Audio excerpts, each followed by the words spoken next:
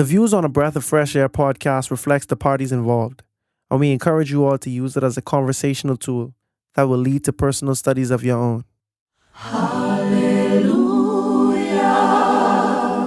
hallelujah, hallelujah, hallelujah, hallelujah. Welcome to a Breath of Fresh Air podcast. Here with your hosts, Earl Roberts and Nakhaz Gay. As a young person, Christianity can be so foggy, like smoke in the mirrors and so unclear. But we're here to bring you a breath of fresh air.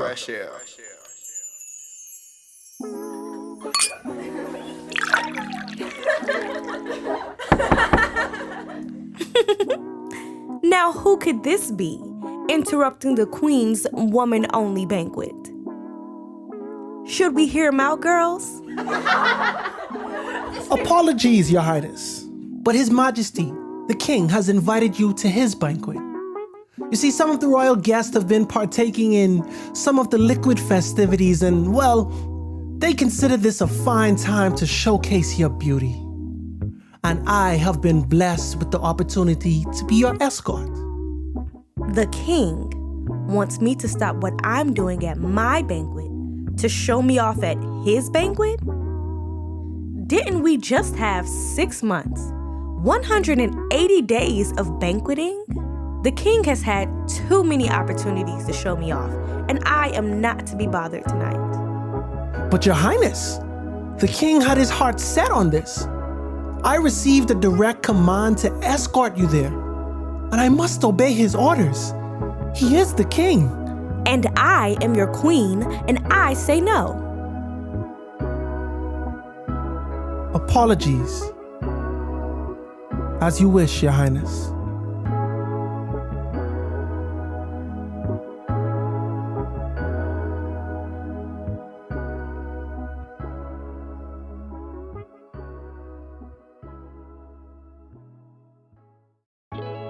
Welcome to the Book of Esther, where we are introduced to the opulent world of the Persian Empire under the rule of King Ahasuerus. Join us as we step into the royal court where the lavish banquets, political intrigue, and the power dynamics of the ancient Near East unfold. But even with the extravagance, there is still tension, as Queen Vashti's defiance sets the stage for a series of events that will change the course of history. Get ready to deep dive into the drama and intrigue of Esther Chapter 1. As always, be blessed and enjoy. All right. Welcome back to another episode of a Breath of Fresh Air podcast. Here with your host, Nakhaz Gay. and Earl Roberts. Hope everybody had a great week. How you doing, man? Just come back from Vegas. Yes, sir. Las Vegas, aka the city of... Just kidding. But it's funny, bro. My experience there, bro, it wasn't really it was unlike I had imagined it to be. I honestly thought it would be like debauchery everywhere, bro. And it's like there's no way you could get around it. My voice was going to Sodom and Gomorrah. Those thoughts really came across my mind. But just to clarify a little bit, my family and I went because we wanted to see the Grand Canyon and the Hoover Dam. And I don't know, for those who are not really too familiar with it, the Grand Canyon, that's one of the, I guess, 8 wonders, the 8 natural wonders of the world. It's very beautiful. Bro, when you go there, bro, you go to the Grand Canyon, it's hard to think, bro. But God, bro. Like, you seeing some of these things and you're like, bro, you can't tell me God don't exist, bro. Like, there's certain magnificent wonders in the world, But anyway, so the closest major city to that part of the Grand Canyon that we went to was Vegas. There's other parts, but it's a very long drive. Like, you driving almost 2 hours just to get to the Grand Canyon. It's 2 hours of nothingness. You know what I'm saying? Like, just highway. We passed the Hoover Dam. Beautiful dam. Just beautiful stuff. We saw a couple of shows, like we listened to the oldies. They had a show there, stuff like that. Did not do any gambling for those wondering, and that's not a lie. I refrain from gambling. That's my personal conviction. I haven't really done big, extensive research biblically on whether it is morally right or wrong. You know what I'm saying? So that ain't the I just argument. don't like gambling because I don't like wasting money. Yeah, my thing is Never was one to waste money. the potential of me losing is far greater than the potential of me winning. And just from a profitability standpoint, why would somebody put this thing in place if they losing money? You see what I'm saying? Like, Playing a game that is rigged for you to lose.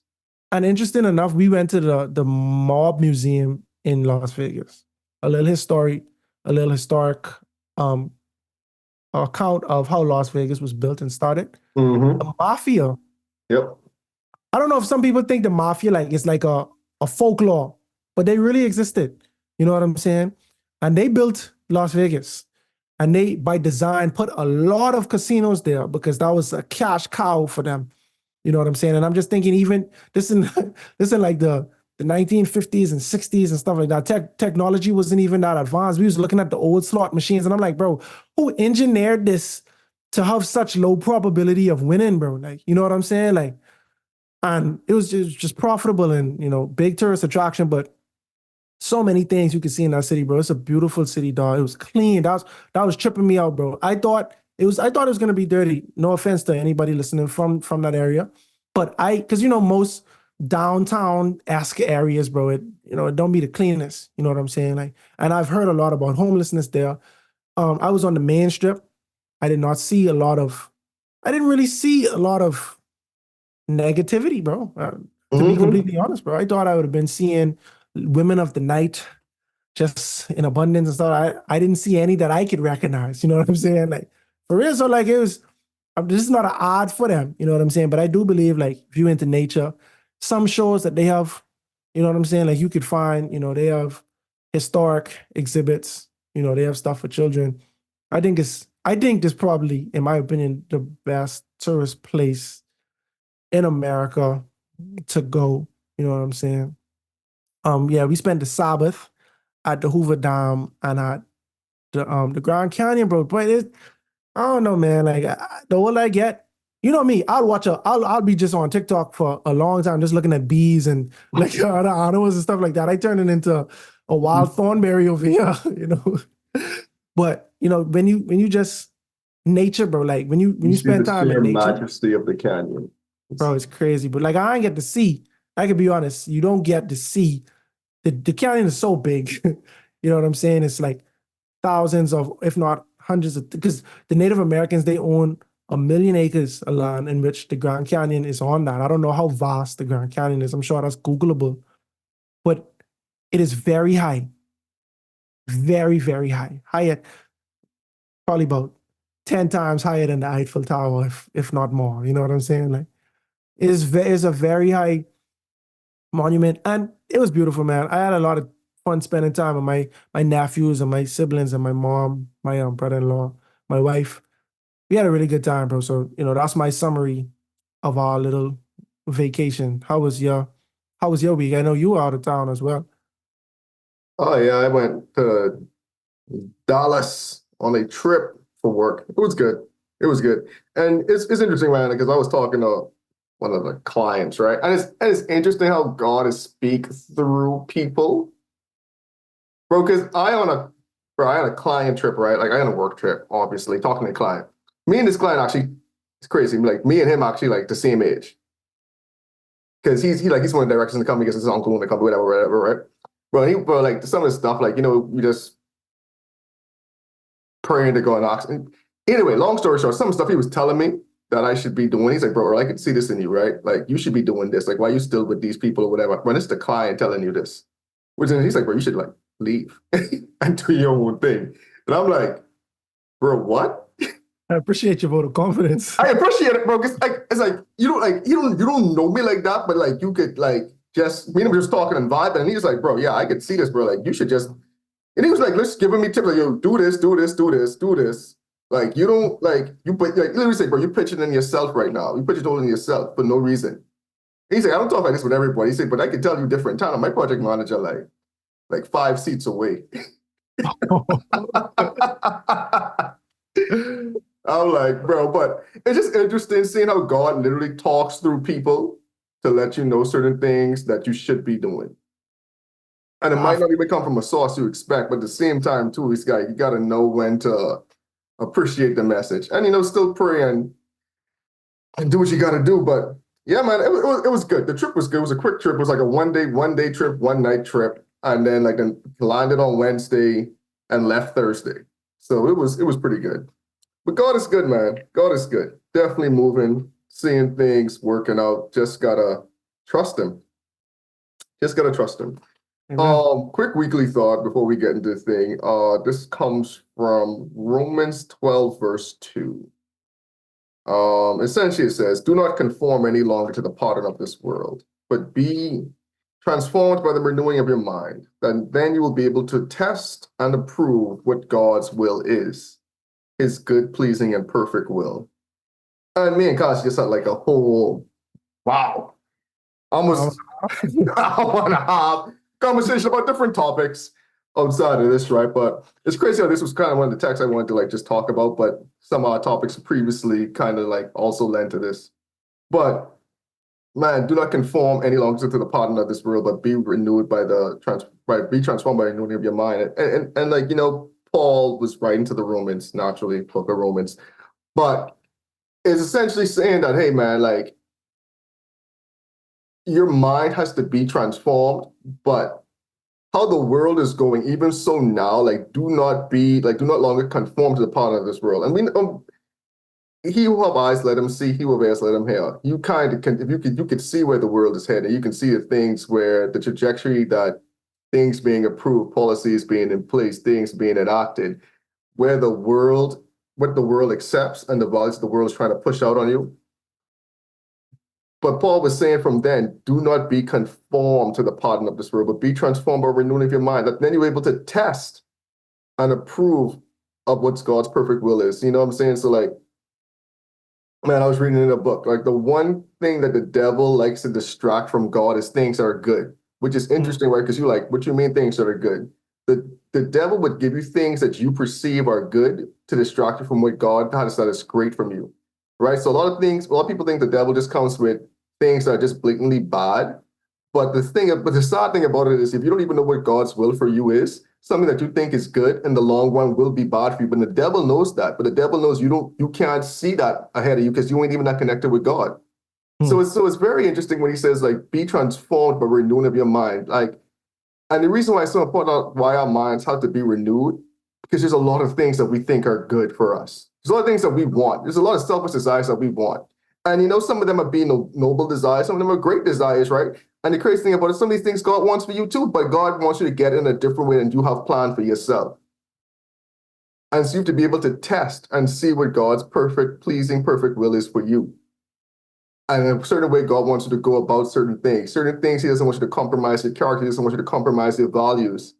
He wants you to be a symbol for him, his goodness, his love, his mercy, so others can also see God blessing you. Or not even, sometimes it might even be a blessing. Sometimes people want to see the trials that God has brought you through. The struggles that you have to go through sometimes. And God can use your story, your life mission, to actually bring others closer to him by your testimony. A lot of times we just take some of the good things, quote unquote, that the devil has to offer us, but there's no testimony that comes along with that. And some people are going to push back on me saying that, but hey, it's the truth sometimes. But go for it. So I wanted to kind of talk on what you were saying, how don't be conformed into the world, right? Because there's a lot of things that the world pushing. Now I think we have to do an episode on this. I just want to. We actually got to do this episode. People have been calling me out recently. What, the Sabbath episode? Oh, a bunch of episodes. Oh, which episode you talking about? Faith. Faith? I was talking about the Sabbath. So for those who are unaware with the Seventh-day Adventist faith, right? One of our founding members, Ellen White, she has a lot of writings. She has prophetic writings, inspiration. She has letters that she said, maybe sermons. She has a lot of writings, hundreds of books, But one of the books that kind of revolutionized, like one of the books that Adventists we've read, and it's taught us a lot about the history of the church and also end time prophecy as it relates to Revelation. It's called Great Controversy, and in Great Controversy, she speaks about the mark of the beast. She talks about how, in the text they mention that, persecution of the saints. It talks about how you will not be able to buy or sell unless you take the mark of the beast, etc.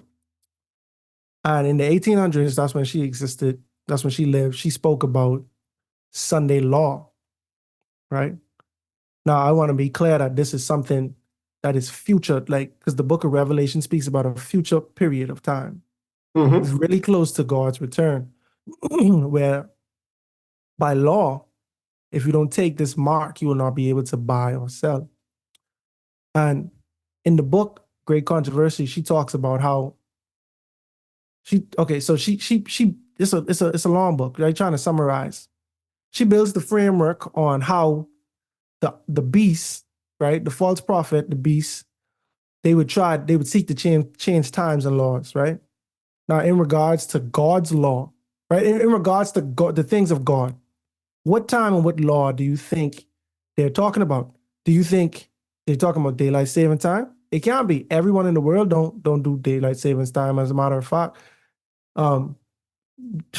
when Revelation was written, we weren't even speaking English. We weren't even in America, or you know what I'm saying, this part of the world, whatever, right?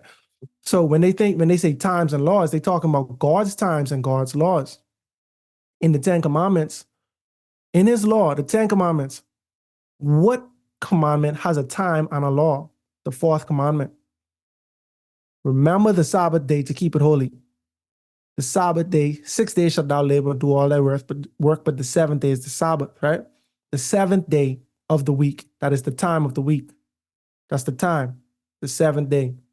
The law is to remember to keep it holy, right? But they said that the beast would seek to change times and laws.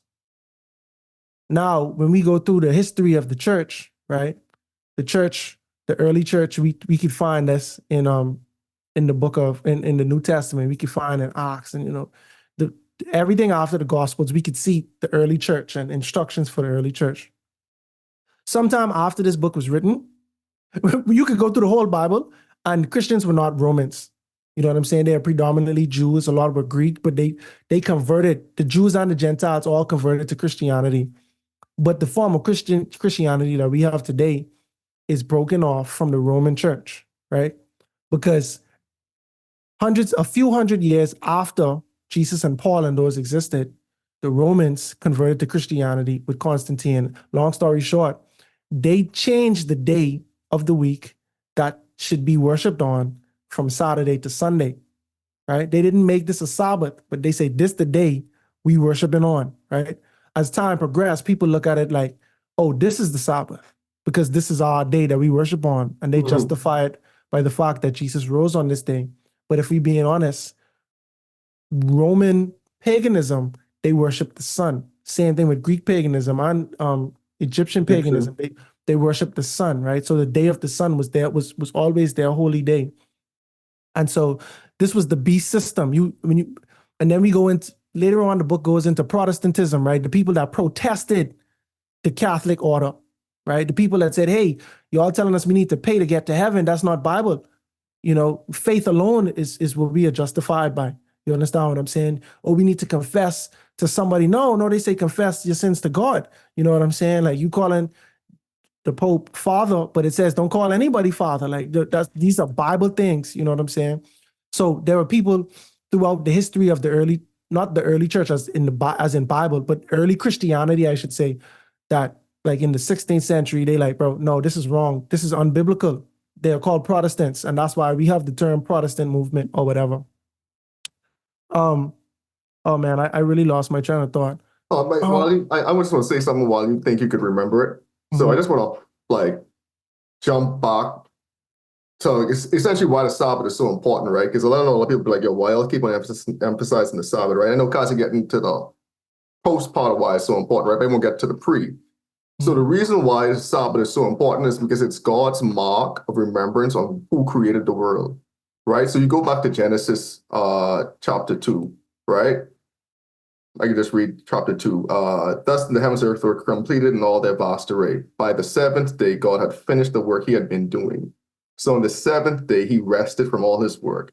Then God blessed the seventh day and made it holy because on it he had rested from the work of creating the world that he had done. So the seventh day was God saying, I created everything. I am resting for it. I am blessing this day and sanctifying it as a remembrance for all the work I had done on the previous 6 days.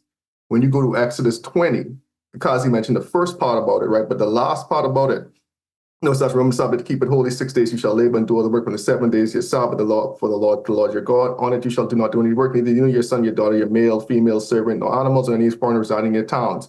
For in 6 days, in Exodus 20, verse 11, for in 6 days the Lord had made the heavens and the earth, the sea, and all that is in them. But he rested on the seventh day. Therefore the Lord blessed the Sabbath day and made it holy. So again, we're seeing God directly calling back to remember not anything else, but remember creation. Remember who created the world. Remember who is in charge of this world. I did this thing and I blessed this day and sanctified as remembrance of the creator of not only just the world, the universe. So that's why the Sabbath itself was so important from the beginning of time. You remember your turn of thought? Yeah, I do. Okay, go for it. So I that's because I took a tangent.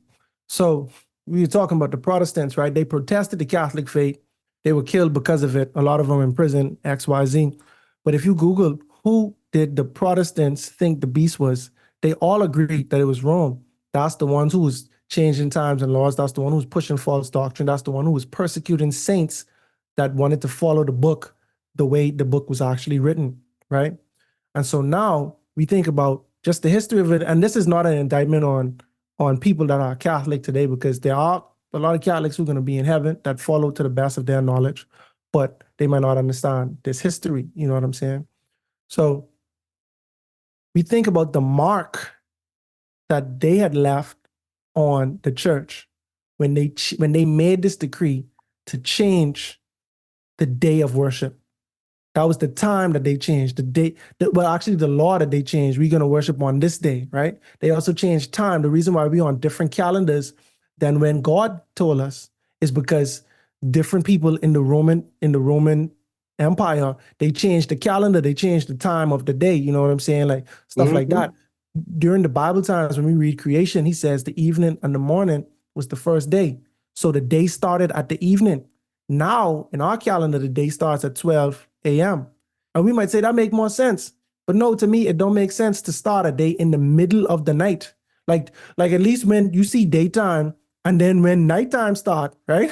You see a change. Like this is a new period that we're in. So that's a new era, right? But no, in the middle of the night, bro, like 11:59 and 12:01 look exactly the same. But we saying, oh, that's when the day changed. And that's because that's when people, the Julian calendar, that's when they decided to do it in the Roman Empire. So anyway, I say all that to say, the mark that Rome has left on Christianity, on the people of God, as it relates to the law that God has given us. God says, remember the Sabbath day. Rome says, keep the first day. Even if you look at a Catholic, what's it called? A Catholic Ten Commandments, they say, keep the Lord's Day holy, or remember the Lord's Day. And they attribute the Lord's Day to being Sunday. There's no biblical reference of that.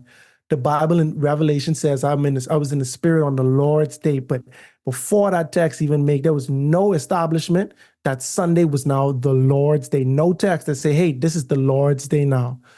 As a matter of fact, every time in the Old Testament they talk about the day of the Lord, they talk about the day of the Lord's destruction, the day the Lord is going to repay the Israelites for all of the evil, or repay the Samaritans, or repay whoever, the Philistines, for all of the evil. That was the Lord's day, if we being for real. Other than that, the day that the Lord kept holy, the day that the Lord hallowed to worship on, is the Sabbath.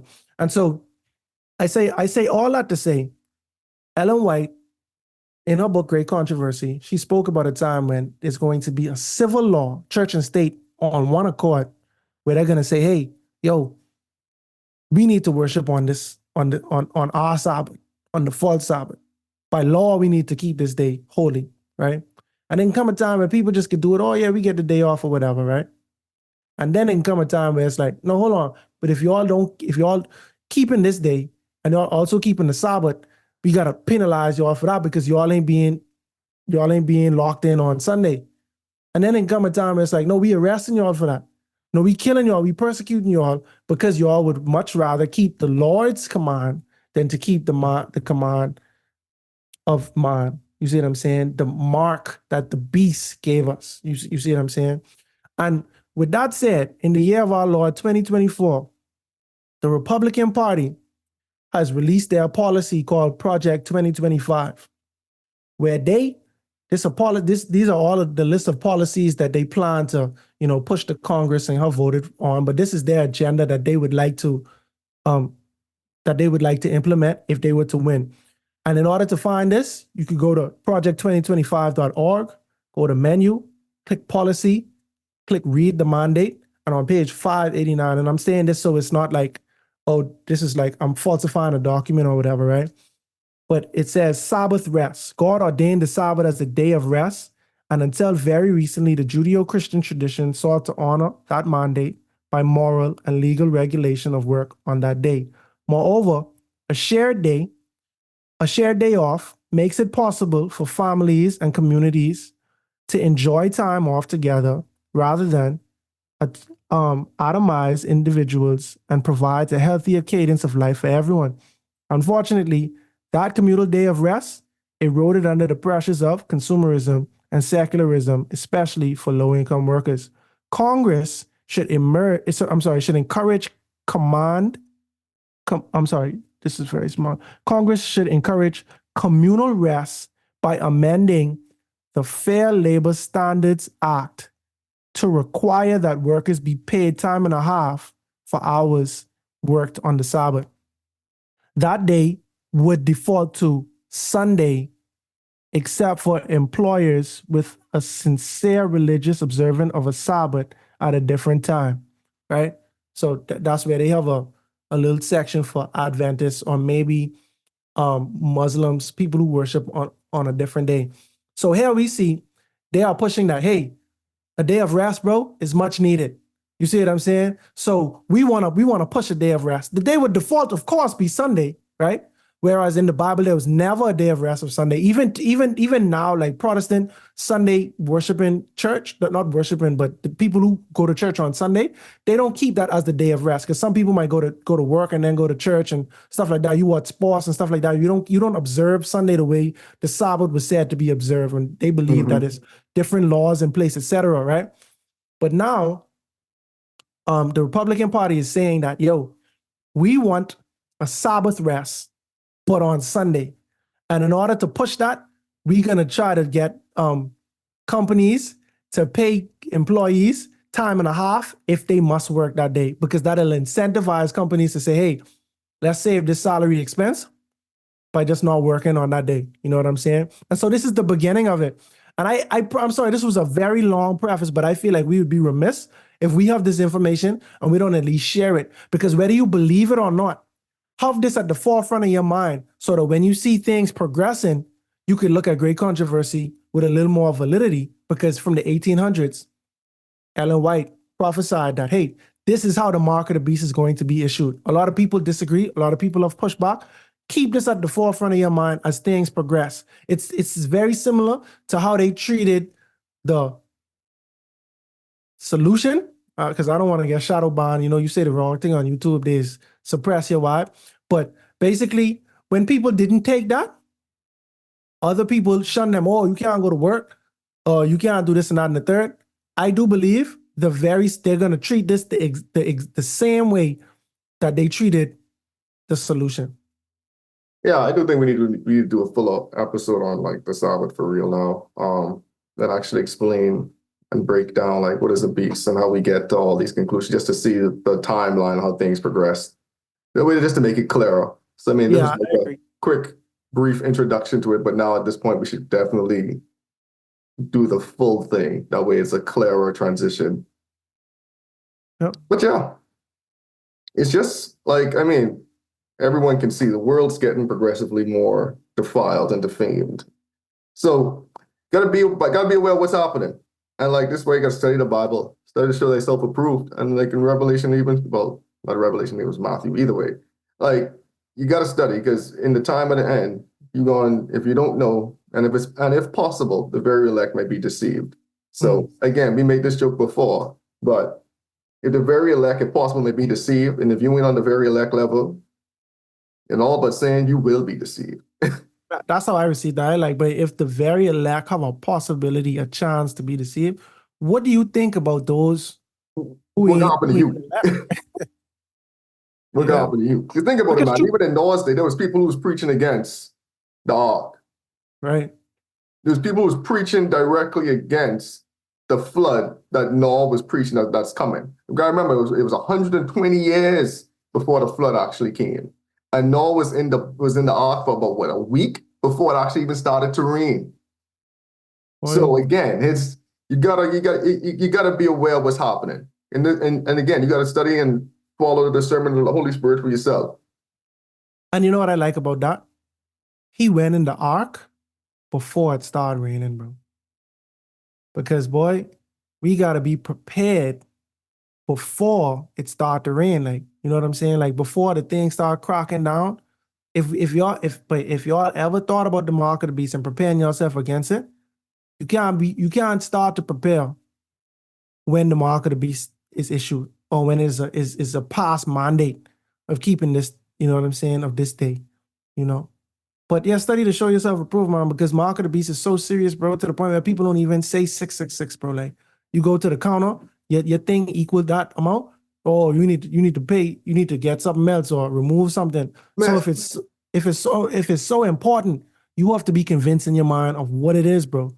You know? And one thing that gets you, right? I mean, everyone say, okay, this is definitely not Antichrist, right? But I'm like, just in context, right? Every time a beast is used in the Bible, it's relating to a power. Yeah. Relating to a world power. You go to the beast in Daniel and Revelation, they represent Babylon, Greece, Persia, Rome, you know, Europe. Is like you got to start understanding what the beast is. And so once you understand all the different beasts in the Bible, then you can start understanding, okay, what are these other beasts coming? What do they represent? What is a mark? What does that represent? What does a crown represent? What does the horn represent? You gotta start understanding some of these things, man. Me and Cos was talking about before the podcast, and I really allude to that, right? But it's like, man, a lot of people just go to church and just get a feeling. I mean, you have a lot of Christians out there just accept Jesus as their savior, and that's it. That's just it. They go to church, they hear a sermon, they don't fact check what the pastor was saying, they don't read the Bible for themselves about what was discussed, they don't do nothing. They just take whatever the pastor says is gospel. And I was saying, like, at a certain point, man, you gotta get past that. You have to get past that. You have to understand, like, you have to, like, you know, test everything against the Bible. And that goes for whatever you read, outside biblical commentary, everything. Like the Bible is the highest authority, you know what I'm saying? So again, you got to be able to test and start to understand these things for yourself. You just can't just accept what anyone tell you, no matter how grounded in the word you think they are. Everyone don't know it. No one knows everything, right? And a lot of people, a lot of Christians included, especially, takes so many things out of context in the Bible. That's true. So many things out of context. And again, just got to study. There's a bunch of different denominations out there. You ask all of them, they can tell you they have the truth. But there's certain things in the Bible you start reading and start cracking, and you're like, why y'all don't believe this? Or why y'all don't follow this? Or why y'all go do this? Or why y'all just ignore this? Exactly. I mean? And so you gotta study and read for yourself. That's at the end of the day. And you gotta be aware of how the world is going and how things start that the Bible directly talks about as well. All right, that was a long preamble to Esther. I almost feel like we should almost keep going and save Esther for a different time, but Esther one ain't long. No. So couple interesting, one interesting fact about the book of Esther that we're about to start. Esther's the only book in the Bible where God is not ever mentioned. Nope. But it's something that really makes you think. And we're going to go through a lot of the stuff in this Bible, in this particular book. But it's something that really makes you think, because God is never mentioned, but you see him working in the background. At the same time, there's a lot of things that you can say that Esther was doing Mordecai to a certain extent too, but that wouldn't be morally wrong. But we still see how God was still working for his people. So it's a book that makes you think. It's a book that's going to have some questions in it, but it's a great storyline. It wraps around on itself, but it's a very interesting book. Yeah, I like the book a lot. Yeah, I like the book. Like it's like see, because all right, so when you think about kids' stories, right? A lot of some of the books, some of the stories that we learn in Kings and Chronicles, etc., you don't learn as a kid because some of them have harsh realities, and some of them might not have a happy ending. Like Hezekiah, for example, right? Hezekiah was a good man. He restored the law and the Passover, and then God was like, "Yeah, you about to die." He's like, "No, God, why I about to die? But you know I ain't do nothing wrong. You know I was living good." Then, when God given him an extra 15 years, he turned away from God. You see what I'm saying? So it's like, bro, if you'd have just died right then and there, bro, you would have ended on a good note. You see what I'm saying? So that's solid. exactly. So, but Esther is one of them books, not to spoil it, but it has a happy ending. You know what I'm saying? So it's like it's narrative. It's like the story of Joseph. Joseph started off real bad, but it had a real good ending. You know what I'm saying? And so I like Esther for the sake of that. That's my own personal preference. I really love happy, realistic endings. You know what I'm saying? Like I don't like to watch a movie where the protagonist just getting beat up the whole time and then they lose or something like that. I like, bro, like you making me waste my time, bro. This a loser I supporting right now, bro. For real. That's just me being funny, right? But at the end of the day, like you get to. It's almost like you get to watch. So when we read the stories of the Bible, the author is inspired, right? So they could show us God's handprint in this story. But it would be different if you was just watching a show on this thing or reading a novel of this story. So when we read Esther, you get to receive God putting them. You get to receive God's hand in it. You know what I'm saying? But it's like you reading a story that's indirectly showing you about God. You know, and I think that's pretty cool. It is. It is. We've been talking about so much other stuff. I done lost where I had that stuff. Give me 1 second. Okay, found it. Esther Chapter 1. I got a bunch of tabs. All right. So that's the 1. Now it came to pass in the days of Ahasuerus. I just want to say Xerxes so bad. Artaxerxes. But either way, this was Artaxerxes who reigned over 127 provinces from India to Ethiopia. Fun fact, people, this is the time when India is mentioned in the Bible. Yes. Okay. It seems very new. What were they called back then? Barat? Well, you know, I'm trying to get in that conversation. It's a little inside joke, but yeah, Barat.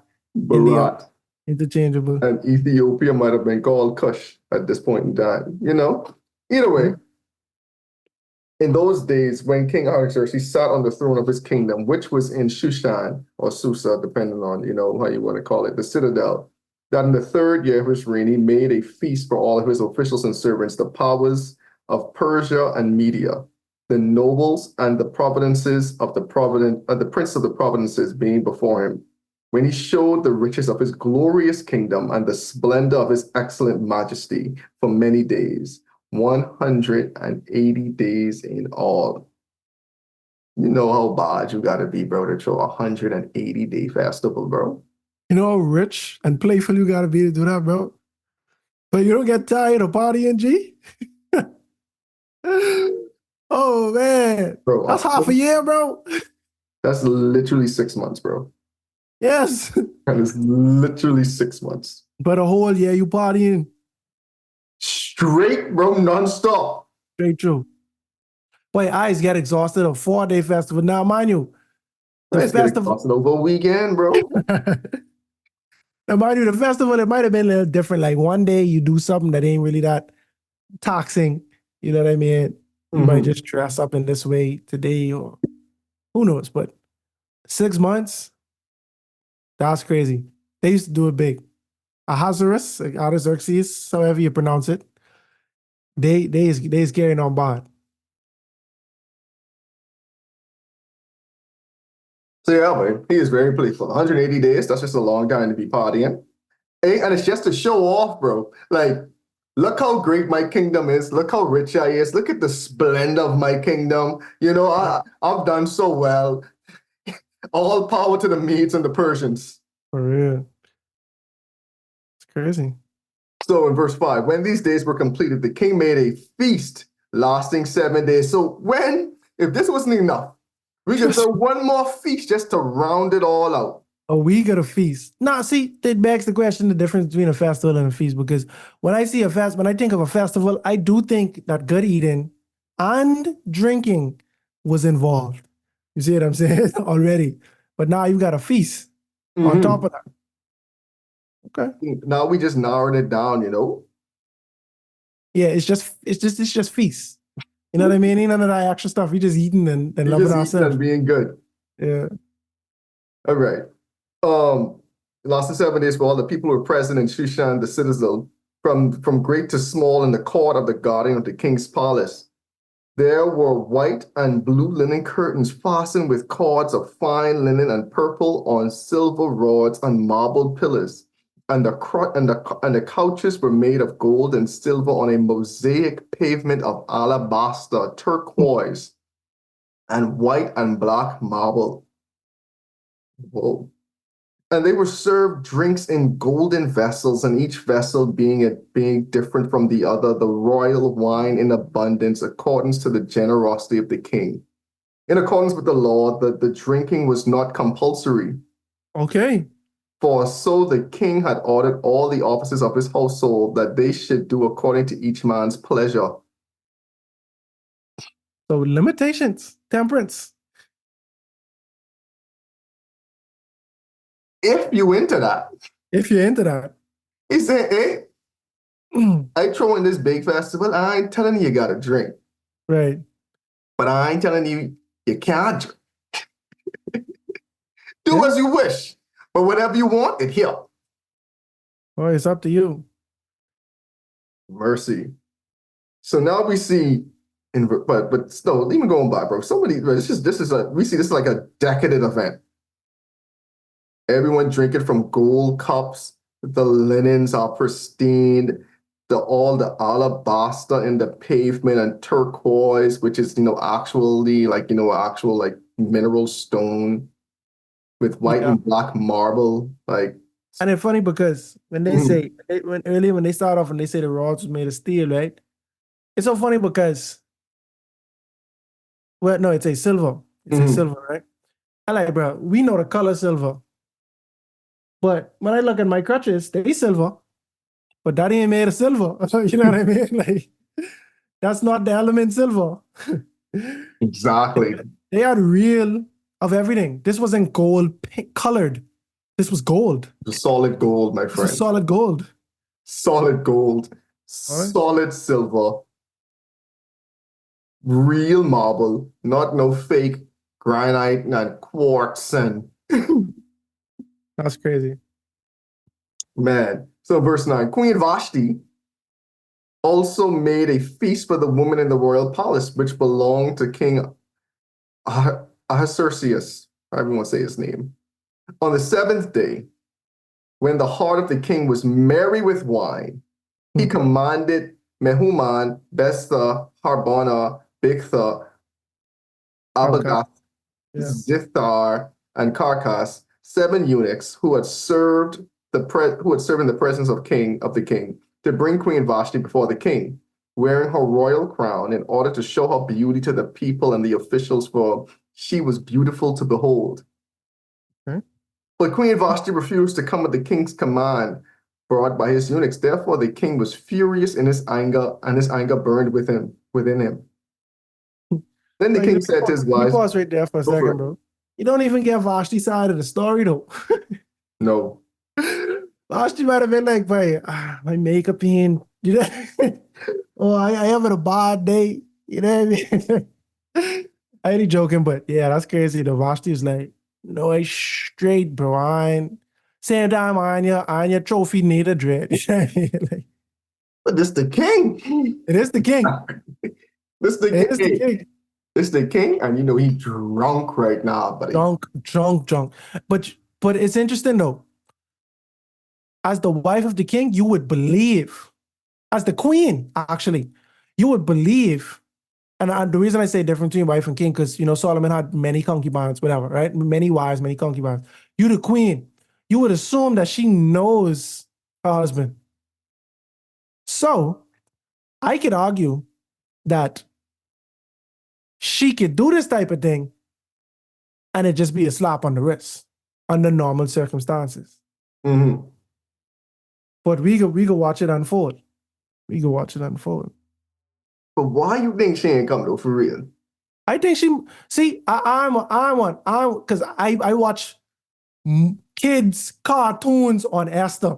You see what I'm saying? So I ain't gonna paint her as like, no, because like in the cartoons they have her like she on her like feminist tip, like, bro, what you're doing, you're objectifying me. It's like I have boundaries, bro, and I'm not going for it. Like that's kind of how it seems. Like and on the movies, it's like, oh no, I end my feast by anger. You know what I mean? No, my lord, but the king is asking for you. No, I'm not going. You see what I'm saying? But the Bible does say she refused to go, meaning no, there was no possibility that led her to go. Like she didn't, when she considered things, she's like, no, I am not going. Like I'm not wavering in this point of not going. You see what I'm saying? The Bible also does not give us any inclining that it was her time of the month or she was sick or anything like that, which would prevent her from being able to come. You know what I'm saying? We don't have that. Not saying that it doesn't exist, but we don't have that. So if I was to speculate, I believe that she was saying, this boy drunk, I ain't on that run. Like how we say in the Bahamas, I'm not up for it. Like that's when we say I ain't on that run, I am not into that. I'm not in the mood for that. I'm not doing that. You know what I'm saying? Like I'm just not doing. Sometimes people ask me to do poems. You might ask me to do a poem at church. And when I think of all of the facts, what it's gonna take for me to do, sometimes I just decline, bro. I'm like, bro, honestly, this ain't and I feel like as an artist, you have to know when to say no, because people just gonna abuse you, they ain't gonna compensate you well, whatever, right? I'm not talking church specifically, I'm talking just in general. Mm-hmm.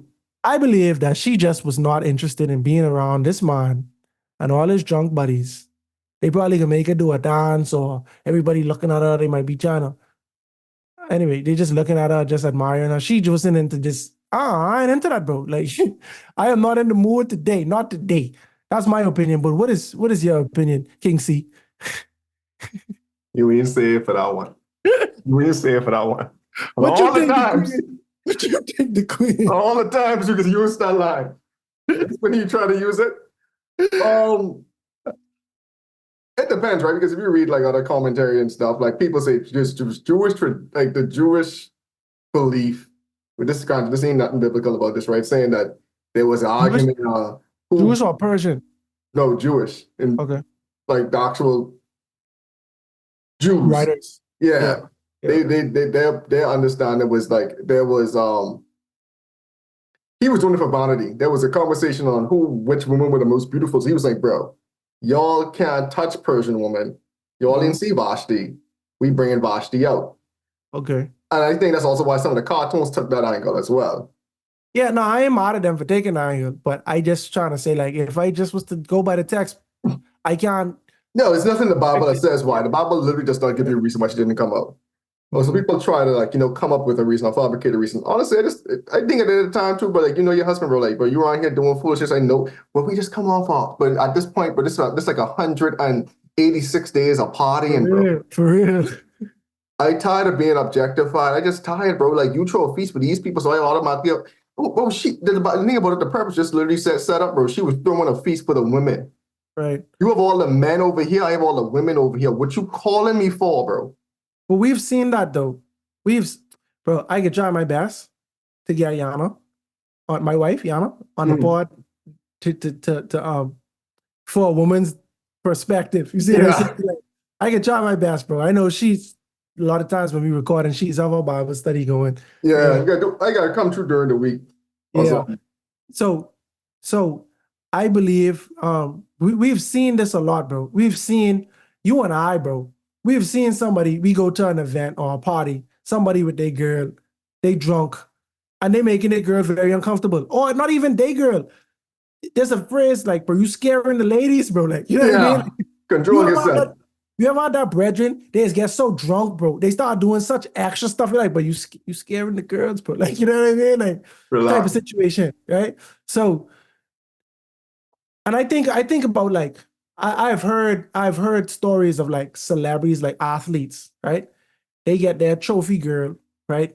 When they out at parties, they groping her, they doing things to like just establish just me right here, you know what I mean? And it's like very uncomfortable for the woman, you know what I'm saying? Now, I'm not gonna go on a ledge and say every woman is offended by that or doesn't like that. I believe there are some women that like that type of attention just living in the society that we live in now, you know what I'm saying?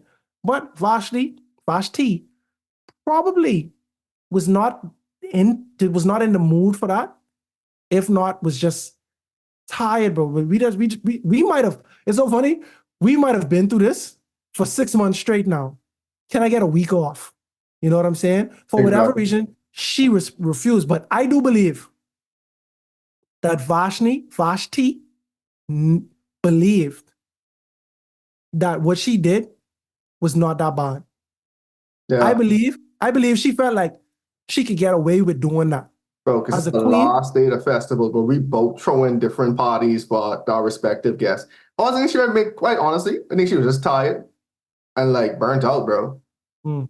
And I know what you drunk. You might not even remember this in the morning at this point. right? You And don't this is even probably the remember this. first time this ever happened. Exactly. And you just, I know what you're calling me for, because the Bible give us, I know why you calling me. I know why you calling me, bro. you know what I'm saying? Like, the Bible say, yeah, she was summoned. The eunuchs probably say, yeah, this was going on. He wants you to come here. She's like, no, I'm not coming.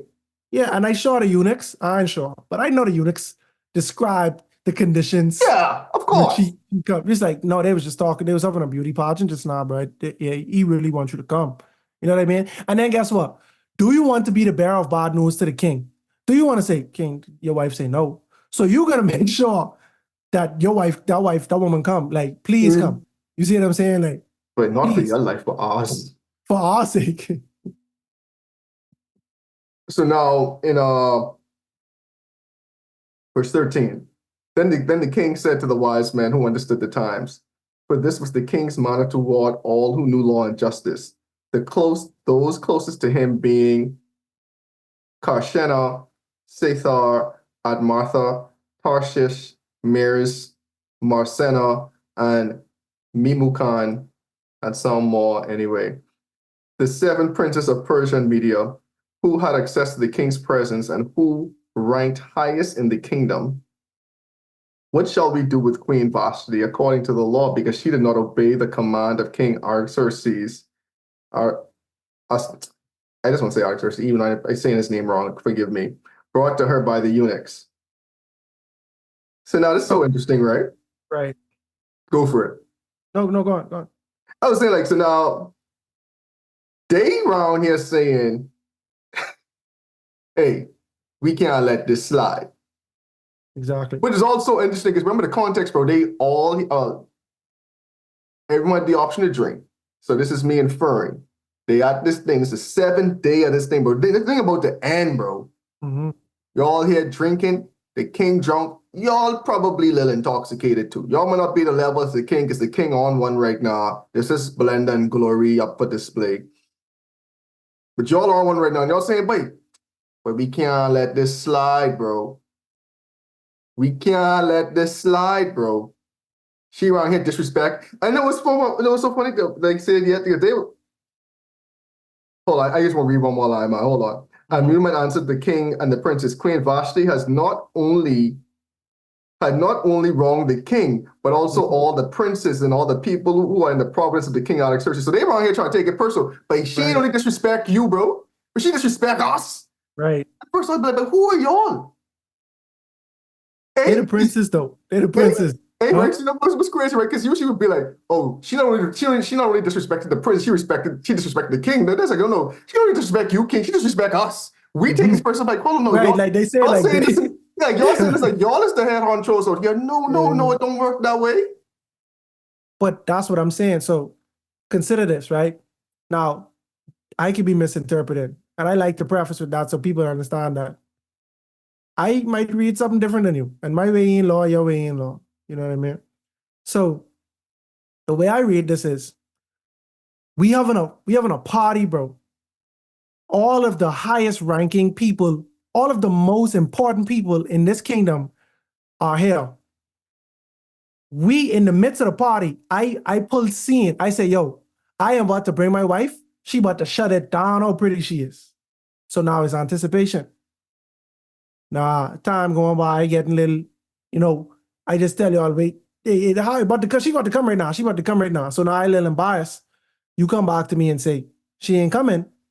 Now I am not only embarrassed because you disobey me as the king, but I'm also embarrassed because I just told a bunch of people this was gonna happen, and I felt and it fell through. You see what I'm saying? So now I'm upset. But what's interesting to me is that the king did not originate the idea of making an example of her. He went to the princes, the people that were lower than him. However, they were experts at the law, so they understood the law. And a lot of times kings have advisors, so they delegate. I don't have to know everything. I go to you who know everything. You see what I'm saying? But it wasn't the king who felt it necessary. I believe that the king did not see this as punishable by death, which is why I believe that Vashti thought this would have been okay to do and it wouldn't have gone this far. I know King Ahasuerus. I know this guy. He's a fun-loving guy. I know he loved me. You see what I'm saying? I could let him down this one time because I ain't in the mood. I gotta apologize. Everything could be hunky-dory. The problem is, he was in front of company. You understand what I said? Ego and pride. Exactly. That's really what it is, bro. I've been there, bro. Well, I remember I was talking to my cousin on the phone. I didn't know his girlfriend was around, right? I talking to him the way I always talk to him when he upset me. You see what I'm saying? But he started matching the energy and he started saying some stuff to me. I was like, hold on now, what's going on, right? Till later on, I hear someone in the background and I realize, okay, it's a different, and I was wrong for talking to him that way. You see what I'm saying? But I could see his reaction was different because of the people I was around. It's one thing that's something he and I could have worked out privately. But now my perception is being changed because other people around. You get what I'm saying? Like, and I feel like that happens far too often. It's like a baby, right? I just watch this happen with my nephews, bro. They might fall, bro. They look around. But I say, my baby, something like, who teach all this, bro? Because y'all would get right up and not cry and act like everything happened. Everything fine, bro. Oh, I see someone looking concerned. Oh, I should cry now. That's a big cry. That's a big cry. What? I watched my nephew hit his head, bro. He looked for his daddy. He was looking. His mommy was out of sight. He looked around, then he spot his daddy, then he started crying. He run to his daddy and cry because he know he can get that comfort. You know what I mean? Oh man, but yeah. So it's a difference. Like, to me, it's a difference. People react differently depending on company or depending on the public perception. And so now Ahasuerus was egged on by the princes to make an example out of him, you know? Oh my. And then, so in verse 17, for the queen's behavior. It's still elaborating even more. The queen's behavior, Kazi, will be known to all women, so they will despise their husbands in their eyes. When they report, King Ahasuerus commanded Queen Vashti to be brought before him, but she did not come. But this just saw like drunk people talking with. Mercy. This just saw like drunk people talking with. Boy. No, but I remember I had a problem with somebody, bro. And I telling all my business today. I had a problem with somebody. This dude was trying to rob me. I didn't even know him. I was in the barbershop. And power went out, bro. I don't know if you ever experienced that. That only happened to me once in life, bro. No. But you know, power goes off a lot in the Bahamas. Yeah, I hope that never happens. Because now I have to be until the current cut back on, bro. And that's the thing, bro. I needed a haircut bad, bro. And it was exam day at the College of the Bahamas. My exam was like at 4 p.m. I in the barbershop at 10. I think I can get a cut. I can go to the library and study for the rest of the day. You see what I'm saying? So I in there in the power out, and I'm like, man, I can't go to school like this. So I studying in the barber shop. A couple of gangsters, young gangbangers like this, like my age, we like 17. They walk in, they see this light-skinned fellow reading a textbook. So surely he does not pose a threat.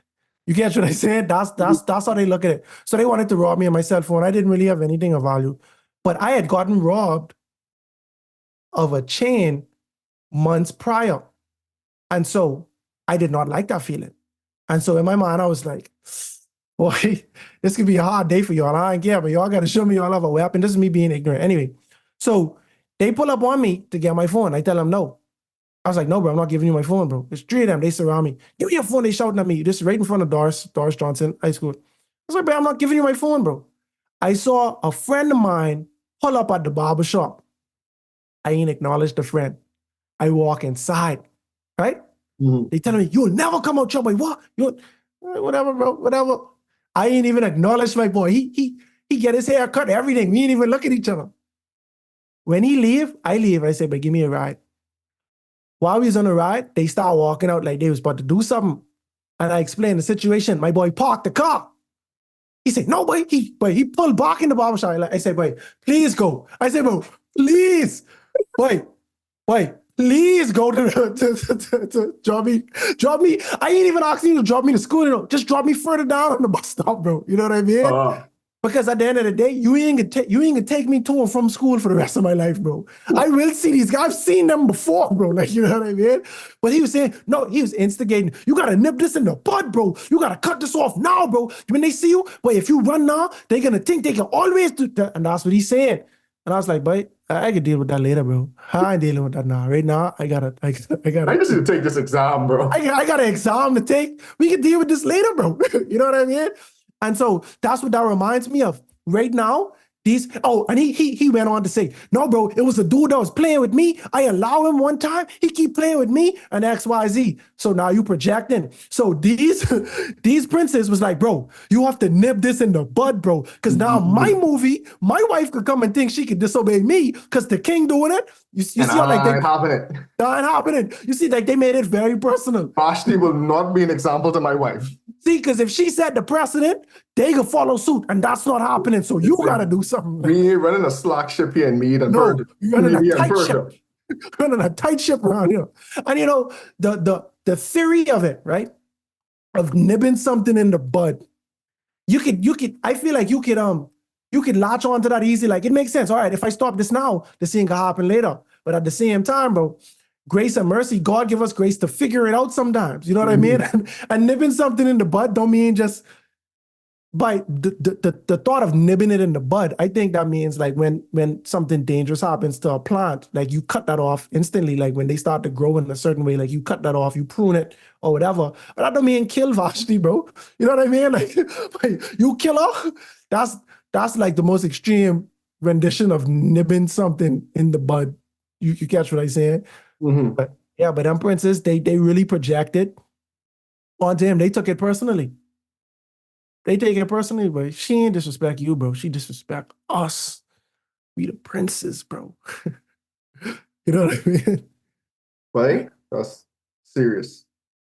So now in verse 18, this very day, the noble ladies of Persia and Media will say to all the king's officials that have heard the behavior of the queen, thus there will be an excessive contempt and wrath.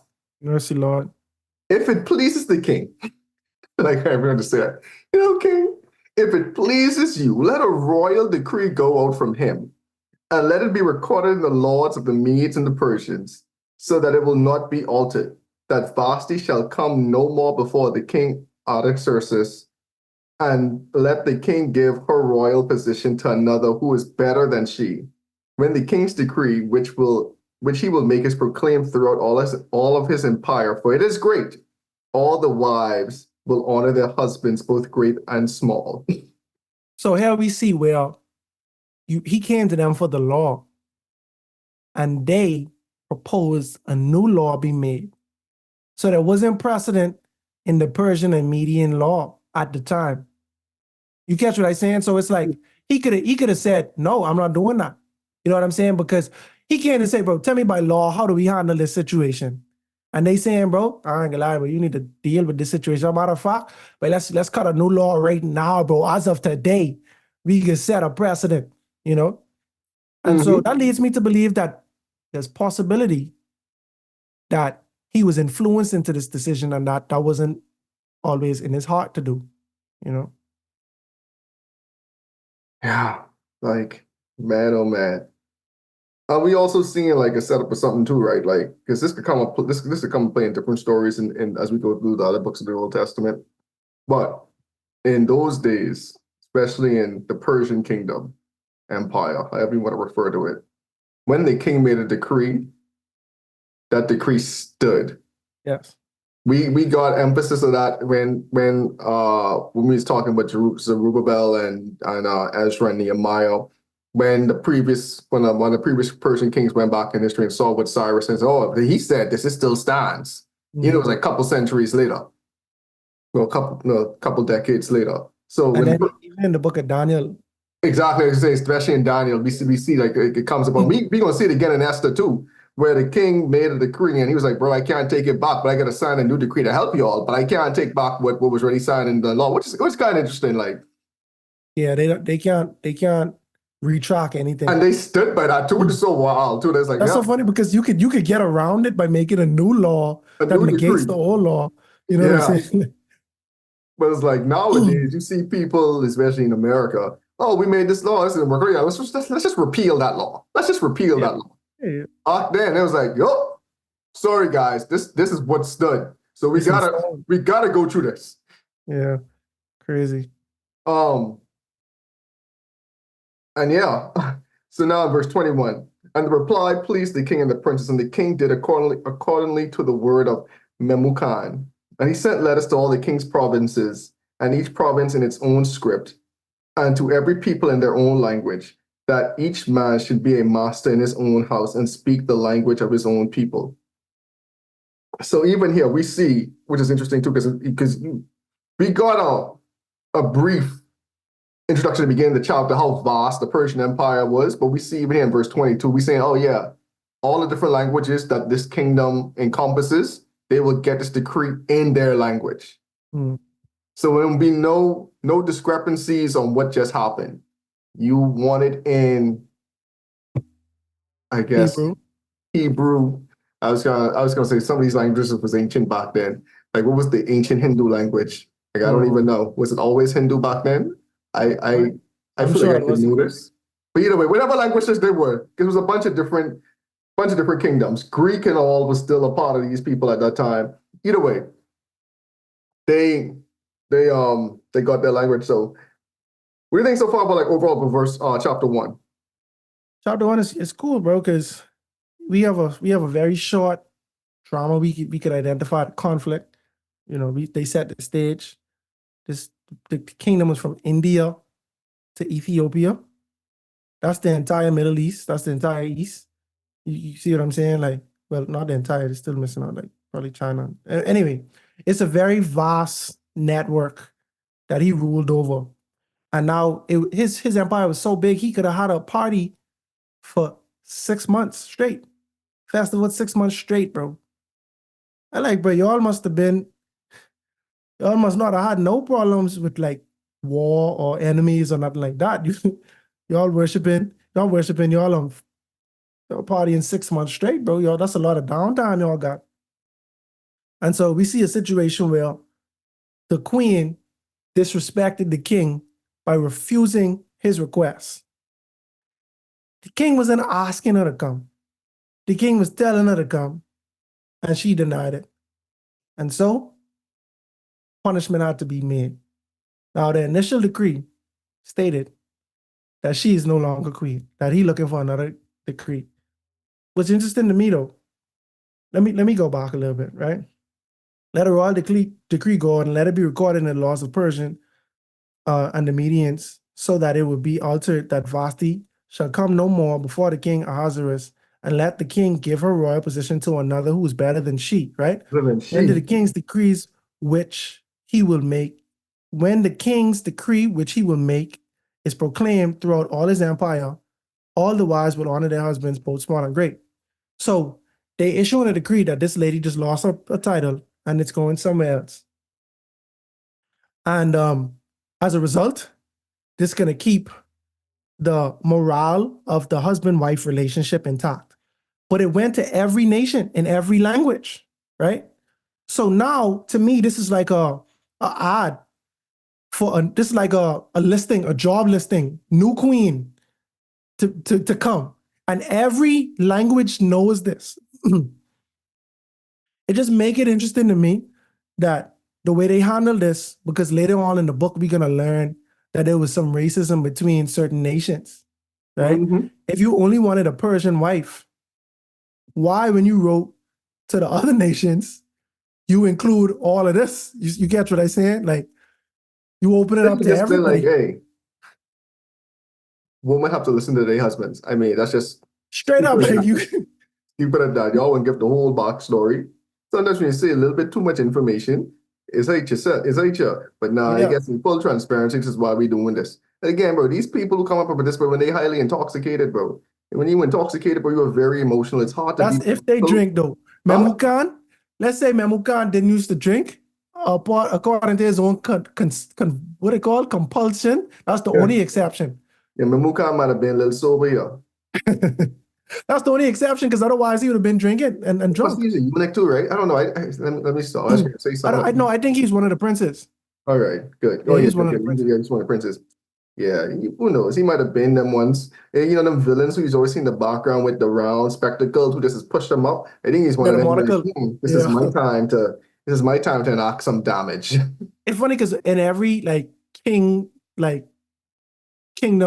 story, you could see the ambition of somebody trying to I politic might be a prince today, but I can be a king tomorrow. Tomorrow for sure. But we're gonna see the real monocle guy in this book too. There's one of those. Oh yeah, he coming. He coming. I like it. It's a villain, bro. You know what I mean? Like, he's a legit villain behind the scenes. Yeah. So because there's no God is not mentioned, right? It's interesting the speculation you could derive from this text.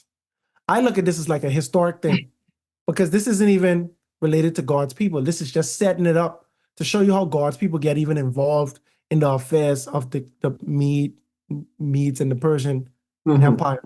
You know what I'm saying? So at the end of the day, I can't say I don't really have a moral landing on this, but I can say that this is the facts of the story. The king was a big partier. King was drinking. King get embarrassed by his wife. All his boys who were also of royal cloth, they was embarrassed. And they say, boy, we cutting this up, but this ain't happening no more. You see what I'm saying? And so they just say, boy, this woman donezo. You're fired, bro. You know what I mean? Like, no more job for you. And let this be an example to everybody to respect your husband type situation. And that was the reality.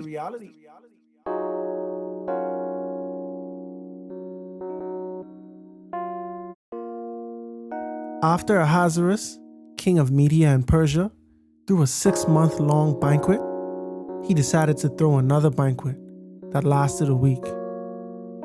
And during the second banquet, he had an idea to show off the beauty of his Queen Vashti to all of the attendants. But Vashti refused.